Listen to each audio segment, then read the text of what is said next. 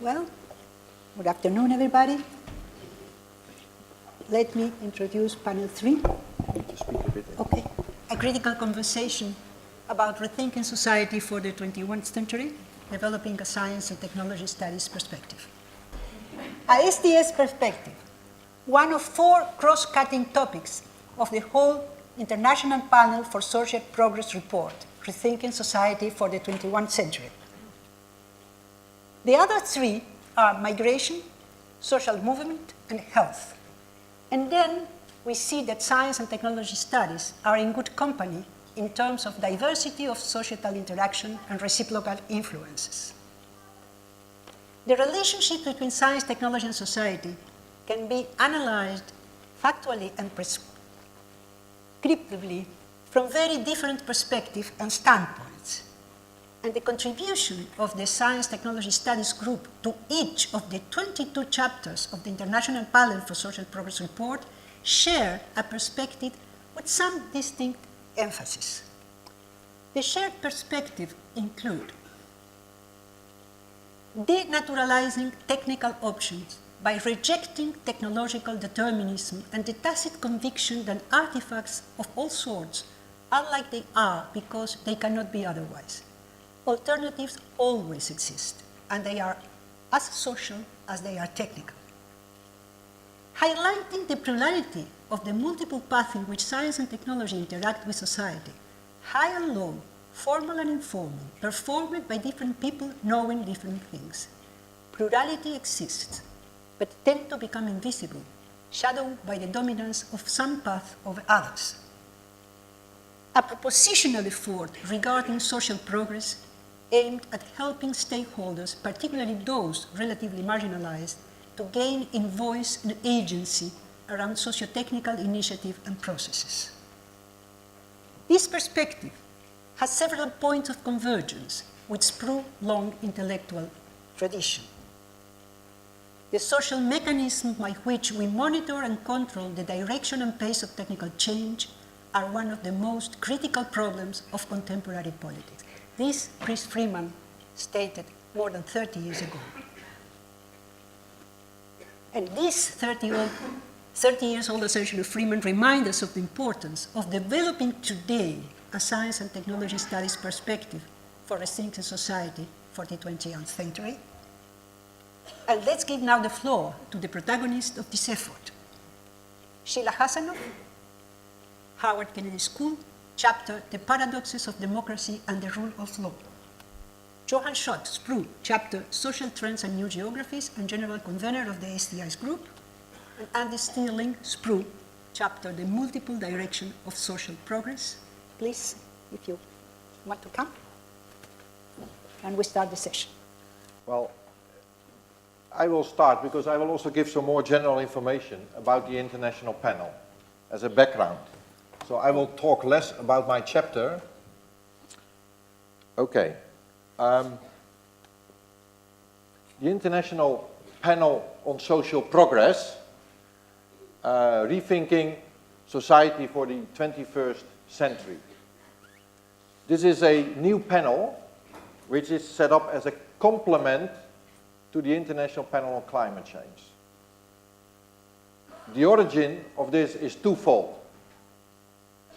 First of all, a group of social scientists felt that sometimes there's too much emphasis on climate change and not enough emphasis on social justice.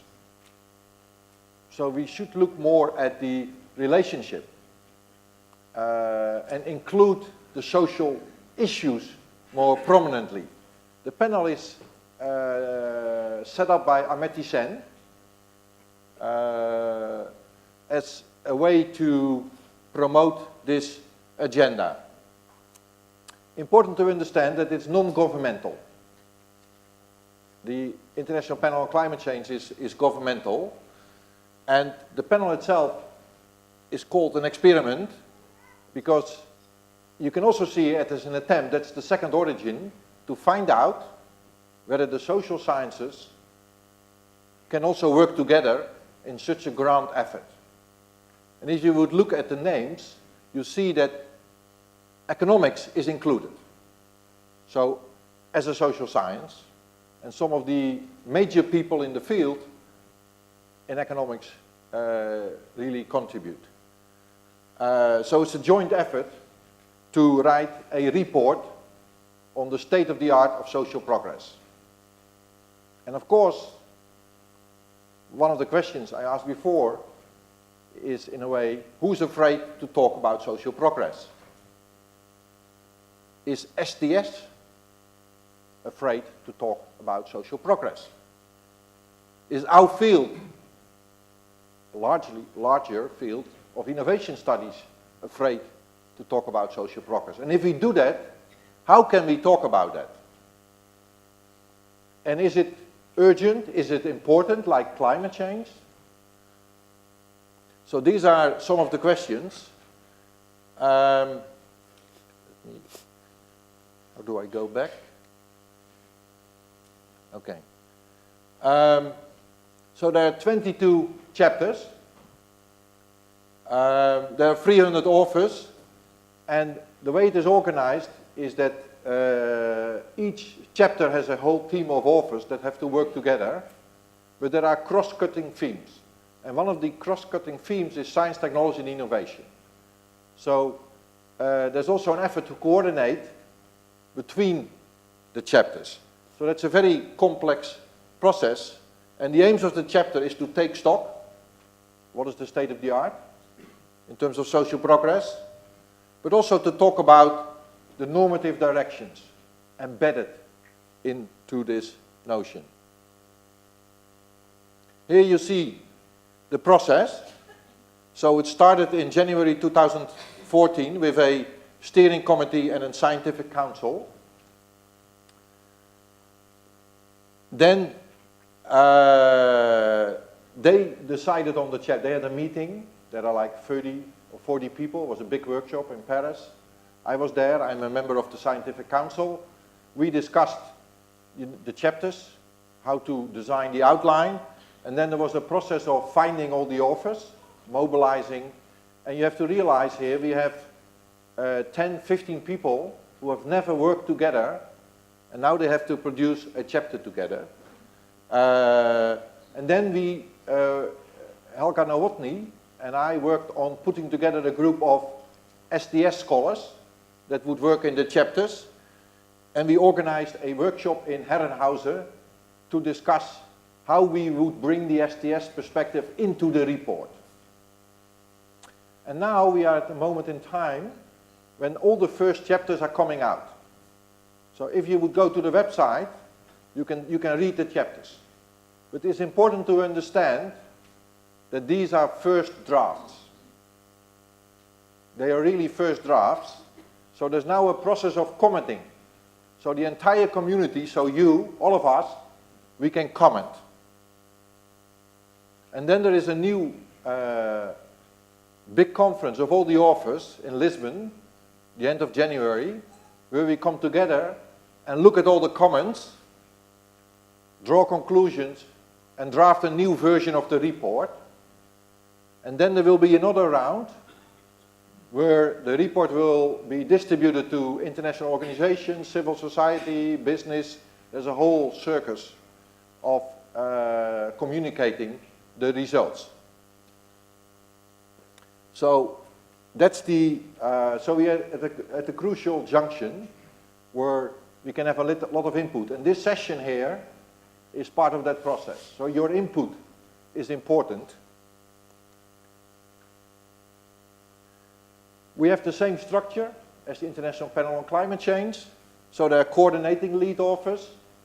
They are responsible for coordinating the lead authors and bringing them together. There are lead authors. These people basically write together the chapters. And then there are contributing authors that bring perspectives, data, analysis, so they can contribute papers. And this is the structure of the International Panel on Climate Change. The question is, will this work for the social sciences?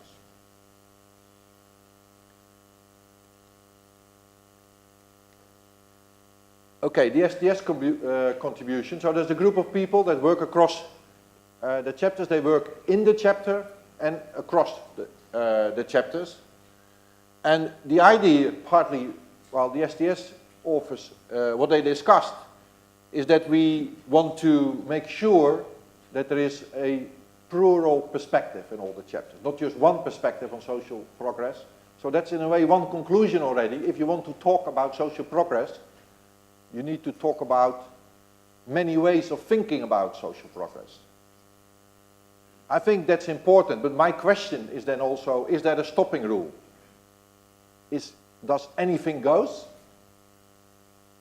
Or how do we decide in which ways we will talk about social progress? I would like to invite comments about this. And this is also a debate between the STS authors. Okay, I give you, here you see the chapters. I will not go through it, but you can see there's the name of the STS authors. And some chapters have none, because either they dropped out, or we could not find a person, because you have to realize you had to enter a process and then participate in a very complex process with many interactions, go to workshops and participate in this. But many did, so these here you find the chapters. So we have in the parallel session later, Saurabh will be there, the follow-up session, chapter 2. Revi Kapslinski, chapter 6, he will also talk. And Judith is in chapter 3, Inequality and Social Progress, and she will also talk about her contribution. Sheila is in chapter 9, Paradoxes of Democracy and the Rule of Law. And you see the other chapters here laid out. You also find them on the website, and on the website of the International Panel you also find all the authors. And here you see up to 22. And Sheila also contributes to the last chapter. And Andy is contributing to chapter 21. And these two last chapters are kind of concluding chapters.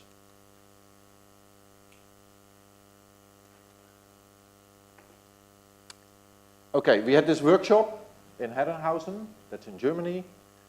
And we came up with a number of STS principles. So this is in a way also kind of interesting moment, because what is the kind of shared understanding of the way we can talk about social progress? And this was the first principle.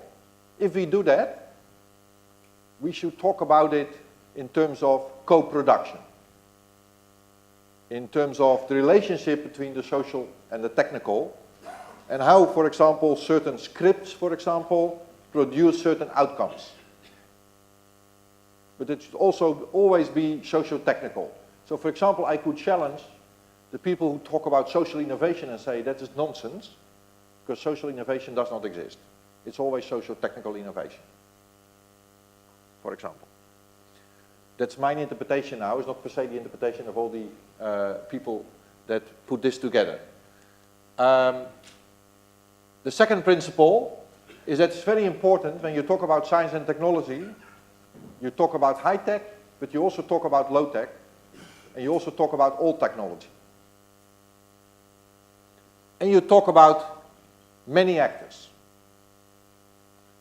So not just engineers, scientists, the kind of usual suspects. And that we even have to focus, because there's often a lot of studies that focus on the appropriation of technology. So, but there's technology focus, but you also look at the use context. So technology in use. And then the principle of alternatives, already stressed by Judith. So there's a wide range of alternatives. There should not be a focus on winners only. There's path dependency, and a notion I like is hidden alternatives. So there were alternatives developed in the past that are still with us. They're often not visible because of the stories we tell, but it's important to realize they're there and they should be part of the story. Various pathways, I mean the notion of pathways made very popular through the STEP Center is also here. And then this other important principle is that we should not talk about development and social progress in terms of catching up. So we should have a model in which we understand that we all contributing, the global south and the global north, and it should be a symmetrical relationship. And if you talk about circulation of knowledge, you should also talk about who is appropriating the benefits. So that's part of a conversation about social progress. And this is a kind of overarching principle, the kind of understanding that social progress is not given, but it comes out of a process. And in fact, the report itself is also a process. So perhaps as STS scholars, we should reflect on what type of knowledge production process we are involved in as authors, and what type of knowledge we are producing about social progress. So we intend to add a reflexive function to the report.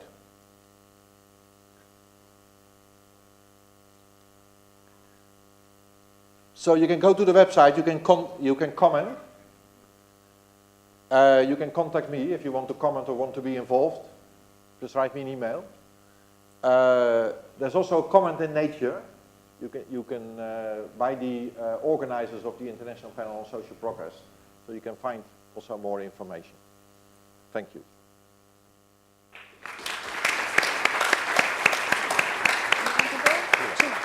Sheila, please. Sheila Jasanoff.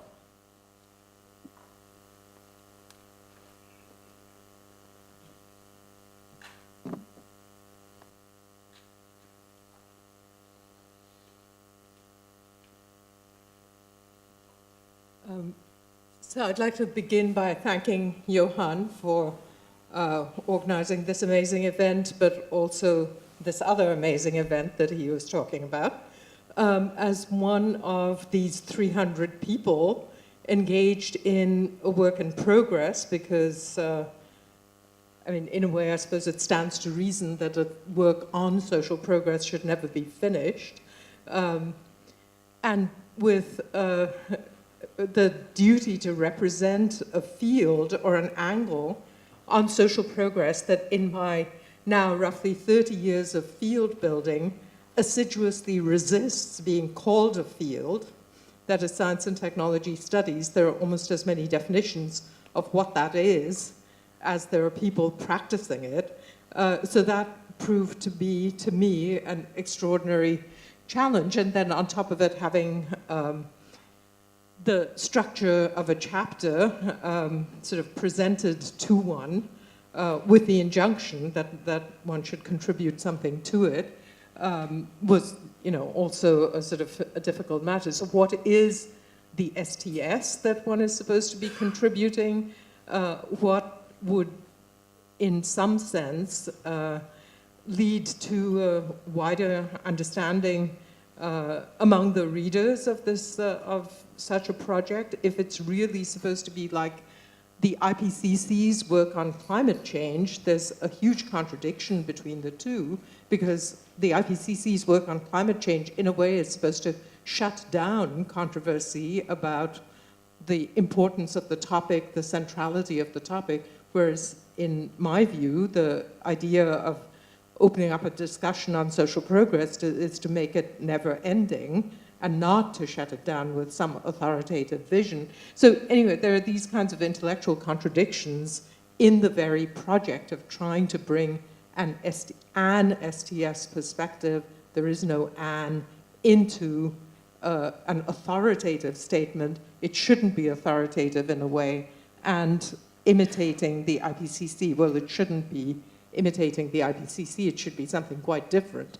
So with all of those caveats in my mind, I was requested to contribute to 2 different chapters, and I'll say a little bit about my thought process in trying to get into that project. I'll have to tell you that these were the most difficult 7,000 words that I've produced this academic year, this calendar year, and possibly for a long time, because of all of these hidden currents that I felt I had to navigate.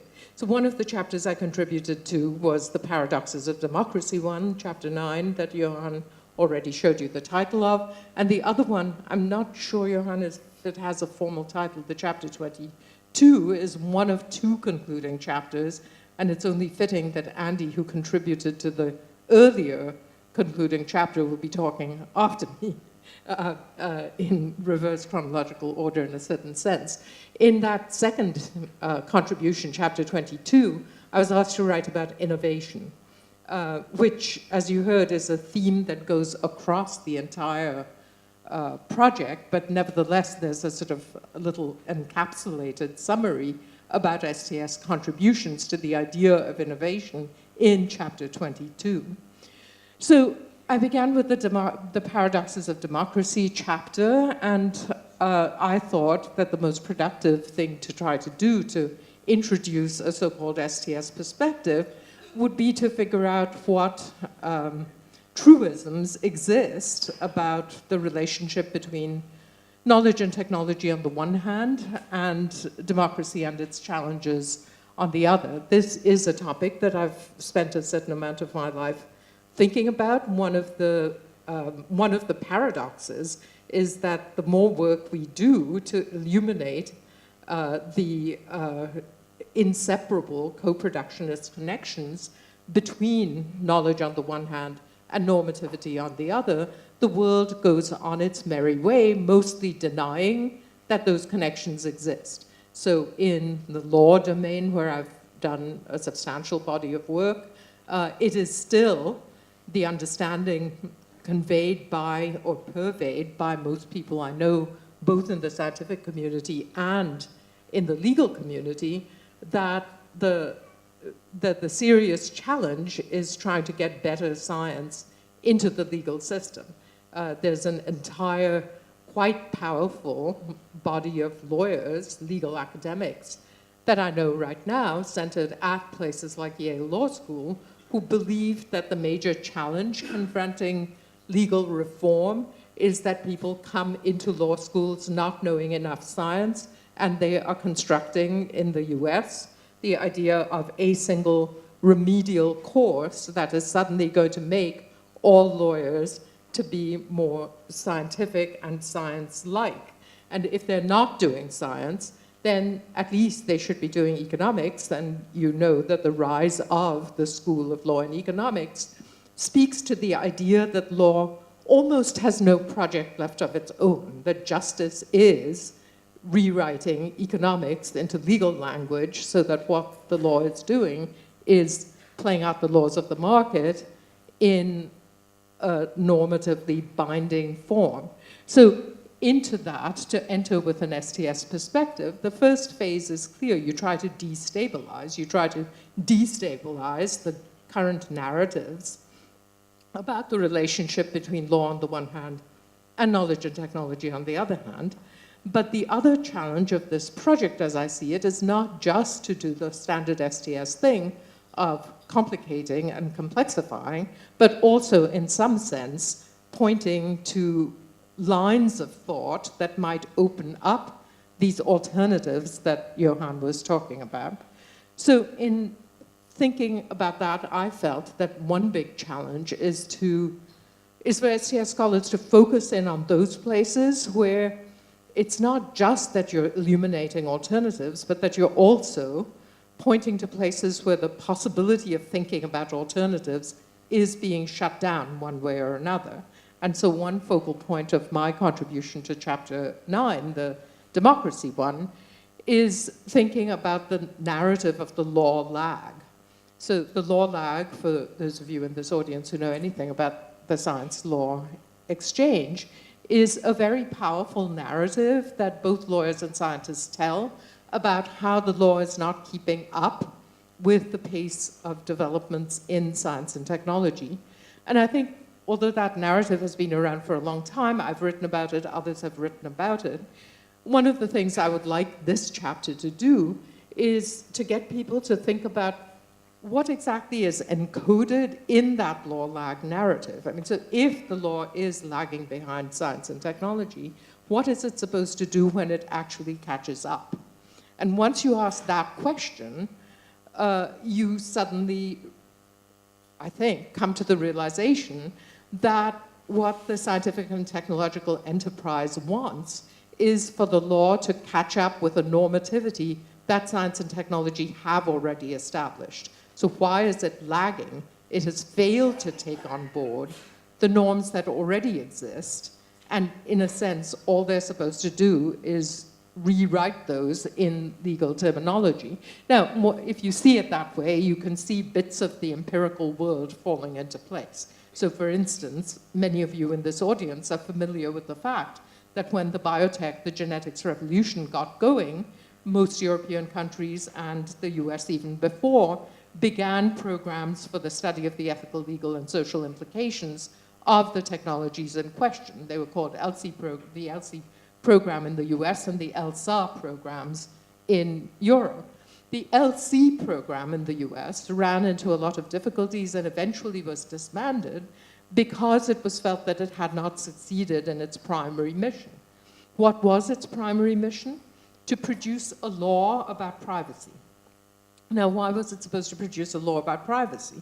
Because the scientific enterprise, with its primary desire to keep on investigating at the frontiers of knowledge, felt that people's privacy concerns were unduly holding back the scientific enterprise. So the law's purpose was to come in and do the cleanup act by writing a privacy statute for the US that would, in effect, allow scientists and engineers to do what they wanted to do with biotechnology without the worry that people would jump out of the woodwork saying my privacy is going to be violated. And in fact, after 10 years or so of ELSI, when a review was done in the US of the success or failure of the ELSI program, one reason it was canned was that it had failed to produce this privacy law. So there was an illustration of the law lag in operation, illustrating the degree to which it had captured the imagination of the policy world about what the law's function is,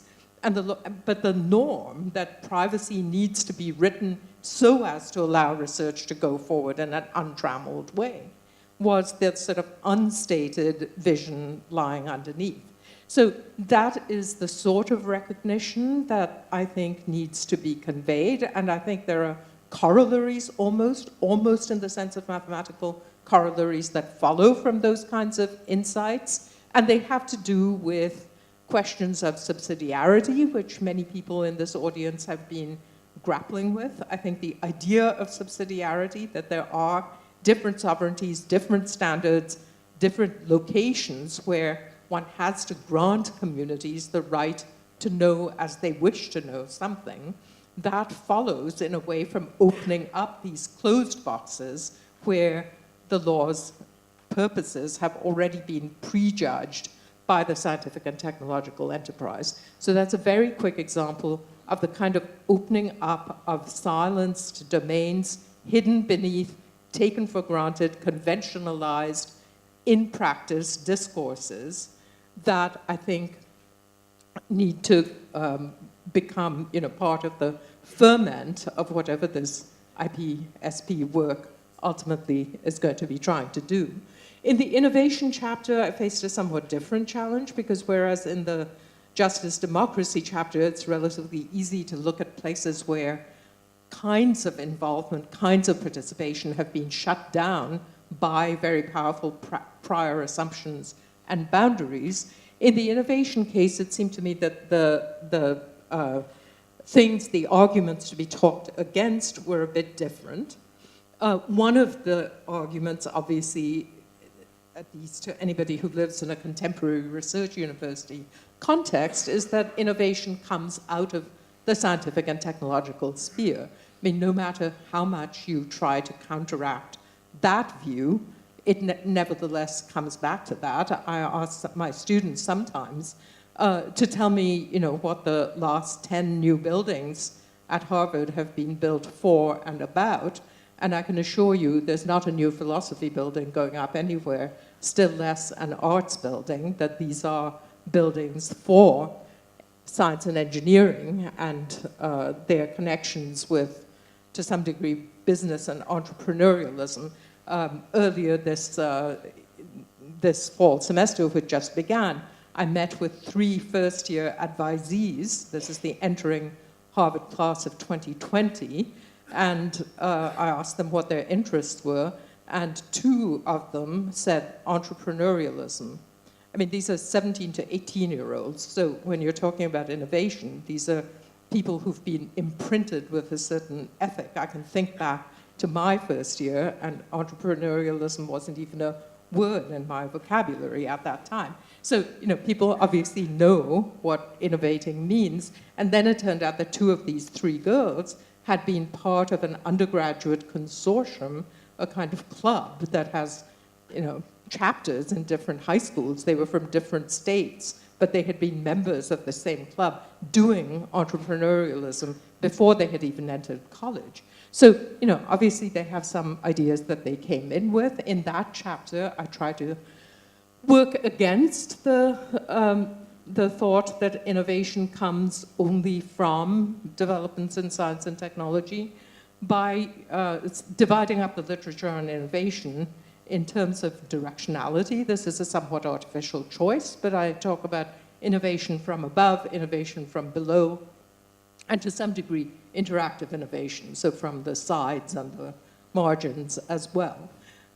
Once you do that, it's interesting to see which disciplinary literatures have contributed to which of these ways of thinking. So history, for instance, has grappled much more with structural ideas of power and innovation from above in that sense.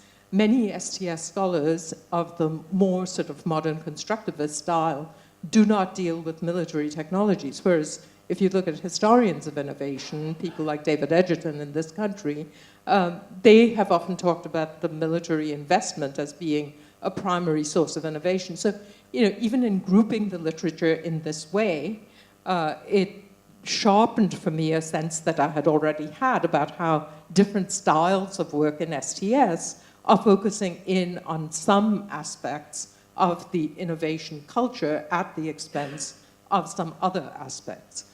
But to wrap up, it's also a quite chastening experience to do anything of this sort because, of course, one is trying to discipline not only oneself, not only the literature that one is talking to, but also one's colleagues who are engaged in the same enterprise.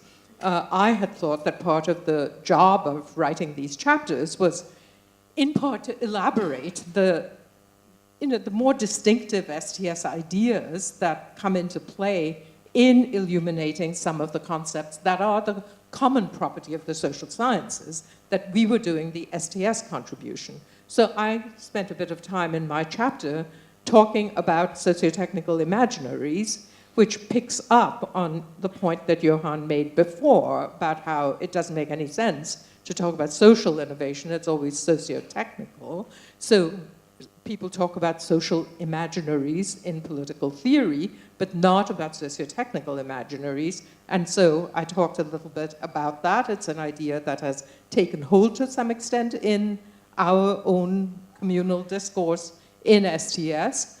And one of the reviews came back saying, socio-technical imaginaries is well enough defined on page such and such of this piece, but maybe for later reference to make it more understandable to readers, some other term should be used, like shared norms. So that was a lesson to me about the imperfect degree of travel of our very own technical language, and whether we, as a community ourselves, believe that there's enough purchase gained by trying to propagate that language in one way or another. These are challenges that this particular work in progress, I think, is going to have to iron out. I do think that we cannot talk in the same ordinary language or the same commonsensical language across this entire field of the social sciences as it is trying to deal with something as sweeping, comprehensive, historically situated, contingent, and all important as social progress. So I look forward to the next several months when this project tries to iron out some of these internal intellectual differences within our community, as well as the broader challenges of communicating to other people. So let me reiterate that you should go to the website and comment on these chapters. it may suddenly sort of explosively raise the number of peer reviewers from only 2 or 3 to 2 or 300, but at least it'll be interesting to see if there's any kind of center of gravity that forms around the kinds of things that people have to say. Thank you very much.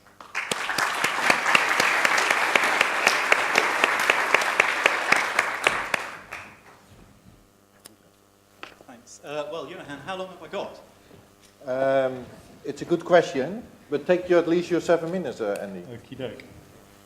Hello, everybody. Thank you very much, Johan, for both opportunities to engage in this whole process, which is, as other speakers have said, fascinating, and also to talk about it here. And I will necessarily be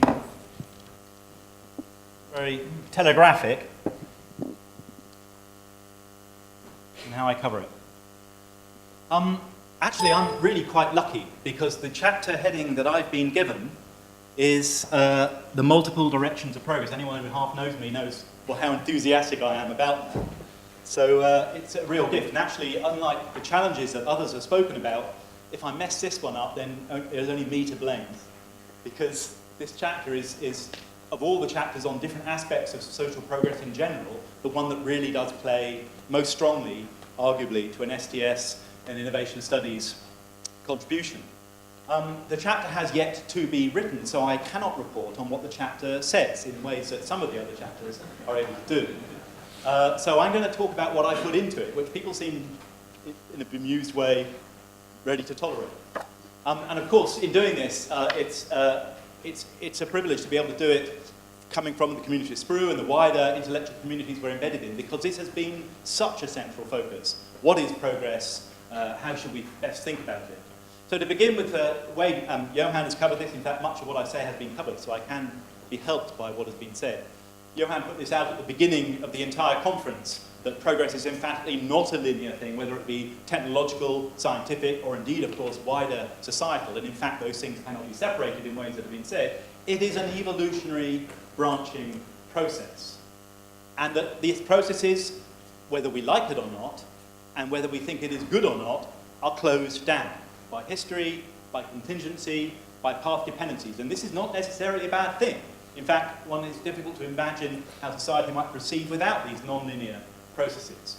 But crucially, something else in train, and there's a host of mechanisms that this community knows very well, around momentum and autonomy and so forth, but the action of deliberate agency, of power, structural and human agency, in forms of entrapment and entrenchment, are also crucial. And so these are things that I was focusing on, especially drawing on work from the STEP Centre, partly in SPRU, partly in IDS. Several sessions are going on here from the work of the STEP Centre, looking at energy, food, water, cities and resources in general, talking about this opening up in practice, in particular settings. How can one work with marginalised interests in order to help this opening up that Judith and Sheila and Johan have all talked about? Pathways that deliver greater sustainability and social justice. So a lot of this thinking that we've been developing with our colleagues in a wider consortium around the world, the STEPS consortium, and networks in STS and innovation studies going back long before us, I'm trying to work in there, that emphasizing there are frameworks, there are methods, there are practical tools and practices more generally that can be used to help do this. But crucial here is to focus in on one particular point, that progress is not just about a multiplicity of different directions in which society or social configurations can travel. It is also about pluralities of values and knowledges and interests that shape the way we engage with these, the way we know them, the way we understand the values attached. So we have a much more complex challenge than at first seems to be the case, and this is something that really needs to be emphasized in many communities, including our own, where sometimes we restrict, of course, logistical curve type understandings and the language in innovation studies and economics more generally around first movers, advanced, leapfrogging, intrinsically linear concepts do have value when it has been settled what is the orientation, which is, of course, an important area of discussion. But they are singularly, as with notions, for instance, of the transition or of roadmaps. It's interesting. An observation I put in the paper is about how often one finds roadmaps on which there is only one road. And I mean, correct me if I'm wrong, but that disjuncture between, it's an assertion, it's a performance of a particular pathway forward, which is very common, especially as one approaches the most powerful arenas. So talking to policy-making processes as if there's a cockpit is a way of speaking truth to power that emphasizes this kind of closure, which I'm trying to unpack. Not to say it's wrong, but to say it's incomplete. And there are other things that need to be attended to in the spirit of the analysis we've had. So if we don't do this, the paper emphasizes that telling stories of closure, telling stories of linearity, and not going beyond them can have the effect of reinforcing incumbency, reinforcing the very processes that we are trying to open up. And in particular, understanding that the marginalized and excluded interests have a triple exclusion. On the one hand, the well-known distributive in any one pathway of advance, it tends to be the most marginalized that are excluded from the benefits. Then it is the pathways that are particular to those marginalized communities that themselves aren't pursued as a second exclusion.